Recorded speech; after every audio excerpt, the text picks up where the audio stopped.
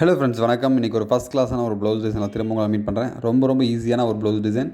2க்கு 2 இந்த மாதிரி ஒரு கிளாத் வெட்டிக்குங்க. வெட்டிட்டு இந்த மாதிரி நம்ம ஒரு பேட்ச் பார்த்துருப்பீங்க. அடிக்கடி இந்த டிசைன் நம்ம பார்த்துருப்போம். இந்த பேட்ச் இந்த மாதிரி பேட்ச் கொஞ்சம் ஒரு 20 பீஸ் 25 பீஸ் உங்கள் ப்ளவுஸோட மெஷர்மெண்ட் அந்த மாதிரி நீங்கள் ரெடி பண்ணிக்கோங்க.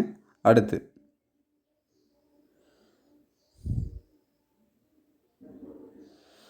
இதே மாதிரி 2க்கு 2 இன்ச் அந்த மெஷர்மெண்ட்டில் கிளாத் வெட்டிக்குங்க. வெட்டிட்டு இந்த மாதிரி ரெடி பண்ணிக்கோங்க. மெஷர்மெண்ட் பொறுத்த வரைக்கும் உங்கள் சாய்ஸ் தான். ஏன்னா எல்லாத்துக்கும் ஒரே மாதிரி இருக்காது. ஒவ்வொருத்தருக்கும் ஒவ்வொரு மாதிரி மெஷர்மெண்ட் இருக்கும். நான் எப்படி மார்க் பண்ணுறேன், எப்படி கட் பண்ணுறேன், எப்படி ஸ்டிச் பண்ணுறது மட்டும் கொஞ்சம் கேர்ஃபுல்லாக வாட்ச் பண்ணிங்க. நம்ம சேனல் தான் ஃபஸ்ட் டைம் பார்க்குறீங்கன்னா மறக்காமல் சப்ஸ்கிரைப் பண்ணி ஆல் நோட்டிஃபிகேஷன் பண்ணுற ப்ரெஸ் பண்ணிக்கங்க.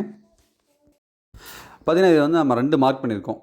ஃபஸ்ட் மார்க் வந்து ஒரிஜினல் அளவு. ரெண்டாவது மார்க் பார்த்திங்கன்னா கிட்டத்தட்ட நமக்கு வந்து ஒரு அரை இன்ச் தள்ளி நம்ம மார்க் பண்ணியிருக்கோம். இது எதுக்காக பார்த்திங்கன்னா நம்ம அந்த பேட்ச் அந்த சமோஸ் டைப் அந்த பேட்ச் வைக்கும்போது கொஞ்சம் உள்ள நெக் வந்து உள்ளே அது நெக் அகலம் கம்மியாகும். அதனால் நம்ம கொஞ்சம் தள்ளி வச்சுருக்கோம். நம்ம அளவுக்கு கரெக்டாக இருக்கும். அதனால் நீங்கள் வந்து கட் பண்ணும்போது அந்த பேப்பர் கேன்வாஸ் கட் பண்ணும்போது வெளி மார்க் அளவில் கேன்வாஸ் பார்த்திங்கன்னா நான் கொஞ்சம் அகலமாகவே கட் பண்ணியிருக்கேன். இது எதுக்குன்னா நம்ம வந்து அவுட்டில் வந்து பேட்ச் வைக்க போகிறதுனால கொஞ்சம் க்ரிப் நல்லாயிருக்கும். அதனால் கொஞ்சம் அகலம் வச்சுருக்கேன். இது வந்து இது கொஞ்சம் டிஃப்ரெண்ட்டாக நம்ம இந்த கேன்வாஸ் வந்து நம்ம அயன் பண்ணி ஸ்டிச் பண்ண போகிறோம். இது வந்து ஒரிஜினலில் நம்ம இந்த மாதிரி லைனிங் கிளாத்தில் இந்த மாதிரி அயன் பண்ணிவிட்டு ஹெச் பாயிண்ட் மட்டும் நம்ம கவர் பண்ணிடுறோம். ஹெச் பாயிண்ட் வந்து பிசில் வராமல் கவர் பண்ணிவிட்டு இது வந்து நம்ம ஒரிஜினல் லைனிங் கிளாத் இருக்குது பார்த்தீங்களா, லைனிங் கிளாத்தில் வந்து அட்டாச் பண்ணிடுறோம். இது வந்து நெக் ஷேப் கொடுக்குறவங்களுக்கோ இல்லை பைப்பிங் வைக்கிறவங்களுக்கோ இந்த மாதிரி நீங்கள் யூஸ் பண்ணிக்கலாம். இப்போது ஒரு சில பேர் நெக் ஷேப் மட்டுமே ஸ்டிச் பண்ணுவாங்க. அவங்க கூட இந்த மாதிரி நீங்கள் ஸ்டிச் பண்ணி நெக்கை வந்து அடிச்சு திருப்பிக்கலாம். இந்த மாதிரி நீங்கள் ஸ்டிச் பண்ணும்போது அந்த நெக் வந்து நல்லா க்ரிப்பாக இருக்கும்.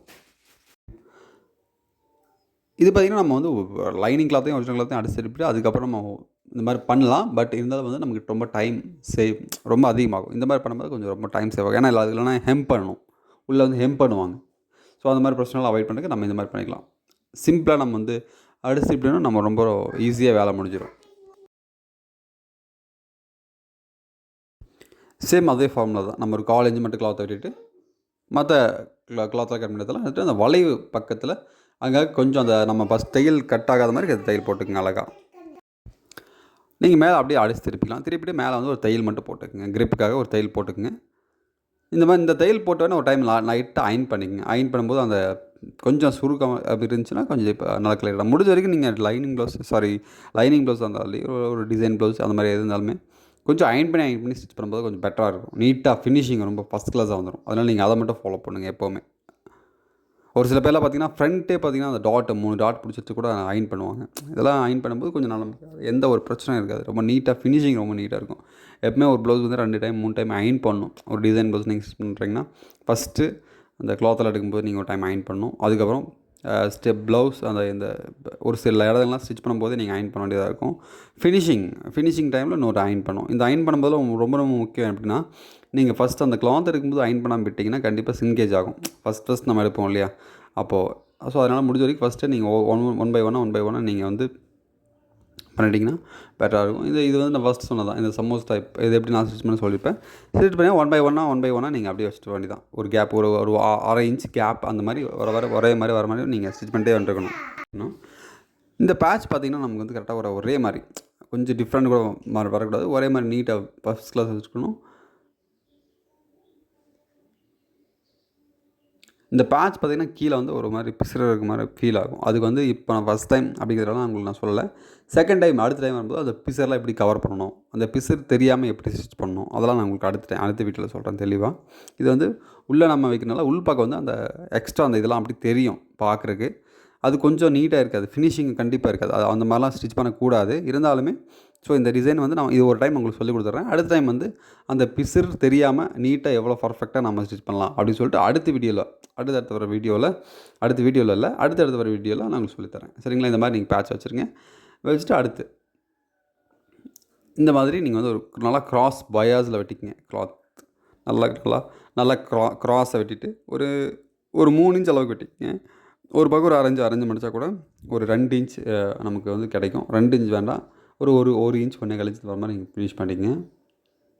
ஏன்னா ரொம்ப அகலமாக இருந்துச்சுன்னா திரும்ப அந்த பக்கம் ஒரு இன்ச் அளவுக்கு மட்டும் நீங்கள் ஃபினிஷிங் வச்சுக்கோங்க.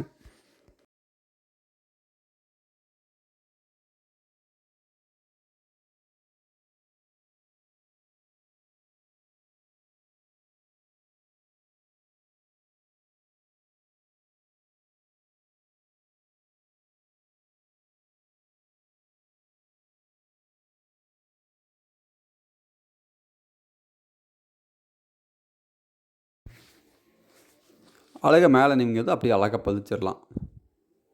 இந்த வளைவு பக்கம் வரும்போது கொஞ்சம் லூஸ் விட்டுங்க கிளாத்தை. இந்த கிளாத்து நம்ம வந்து நான் பாருங்கள் இந்த இடத்துக்கு வந்து கொஞ்சம் நீங்கள் லூஸ் விட்டணும். நம்ம அடிக்கிற கிளாத் வந்து கொஞ்சம் சுருக்கம் இல்லை, கொஞ்சம் லூஸ் விட்டு நீங்கள் ஸ்டிச் பண்ணும்போது அந்த இடத்துக்கு கொஞ்சம் அந்த நல்லா வளையும்.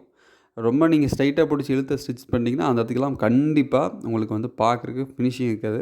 ஒரு மாதிரி தூக்குன மாதிரி இருக்கும். அந்த இடத்துக்கு நெக் தூக்குன மாதிரி இருக்கும். அந்த இடத்துக்கு வந்து முடிஞ்ச வரைக்கும் அந்த கிளாத்தை வந்து நீங்கள் ரொம்ப ரொம்ப நீட்டாக லூஸ் கொடுத்து தான் நீங்கள் ஸ்டிச் பண்ணணும்.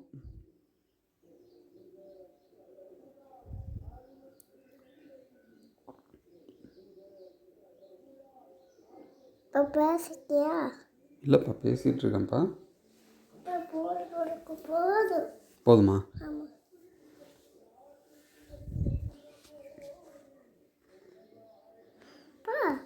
இது மாதிரி தைச்சி தரீங்களா? இந்த மாதிரி உங்களுக்கு நீங்கள் போட முடியாது பாப்பா. இதெல்லாம் போட்டிருக்கேன். நீங்கள் போட்டிருக்கீங்களா? எங்கே வைத்தீங்க? இது எங்கே வாங்கலாம் சொல்லுங்கள். கடையில் வைத்தோம். அப்படியா? இந்த மாதிரி 1 by 1 அந்த பேட்சை நான் ஃபஸ்ட் ரெடி பண்ண பார்த்தீங்களா, அந்த பேட்ச் வந்து ஃபஸ்ட் நான் ரெடி பண்ண பேட்ச் வந்து 1 by 1 நீங்கள் வச்சுக்கலாம்.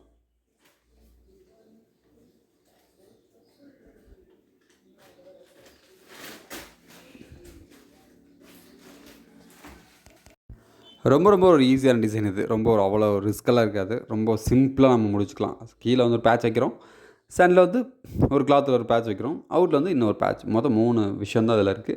நம்ம வந்து எக்ஸ்ட்ரா வந்து நம்ம ஃபினிஷிங்க்கு அப்புறம் நம்ம இந்த சென்டரில் வந்து ஒரு லேஸ் வைக்கிறோம். லேஸ் வச்சுட்டு அவுட்டில் அந்த பேட்ச் பார்த்தீங்கன்னா ஒரு ஸ்டோன் ஒரு பீட்ஸ் அந்த மாதிரி வச்சோம்னா முடிஞ்சுது. ரொம்ப யூனிக்கில் ஒரு சிம்பிளாக ஒரு டிசைன் கேட்குறவங்களுக்கு ரொம்ப ரொம்ப ஒரு ஈஸியான டிசைன் இது. ரொம்ப ரொம்ப ஈஸி. கண்டிப்பாக இந்த டிசைன் உங்களுக்கு ரொம்ப பிடிச்சிருக்கு நம்புகிறேன். ரொம்ப யூஸ்ஃபுல்லாக இருந்திருக்கும் உங்களுக்கு. இதே மாதிரி உங்களுக்கு வீடியோ வேணும்னா தொடர்ந்து ஃபாலோ பண்ணுங்கள், ஈஸியாக கற்றுக்குங்க. மறக்காமல் லைக் பண்ணுங்கள். அடுத்த வீடியோவில் சீக்கிரமாக மீட் பண்ணலாம். தேங்க்யூ.